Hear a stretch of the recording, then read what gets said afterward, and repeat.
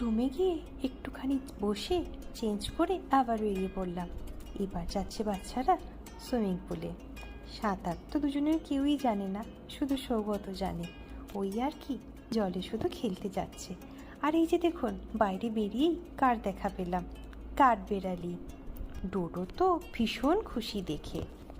এবার আমরা চললাম হাঁটতে হাঁটতে অন্য দিক দিয়ে। আসলে এখানে এত দিক দিয়ে রাস্তা আছে।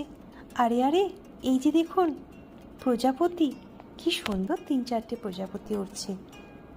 তোজো ডোডো দেখে এত খুশি হচ্ছে যে কি বলবো, বাড়িতে তো এসব দেখতে পায় না। আর এই যে দেখুন, এদিকের ভিলাগুলো এরকম টাইপের।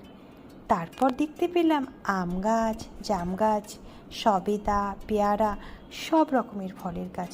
তবে গাছগুলো না খুব একটা বড় নয়। আম গাছে প্রচুর মুকুল এসেছে। আর এই যে দেখুন সবেদা গাছে, সবেদাও কিন্তু ধরে গেছে, তবে বড্ড ছোট, পেরেও লাভ নেই, তাই আর পারলাম না। হাঁটতে হাঁটতে চললাম সুইমিং পুলের দিকে।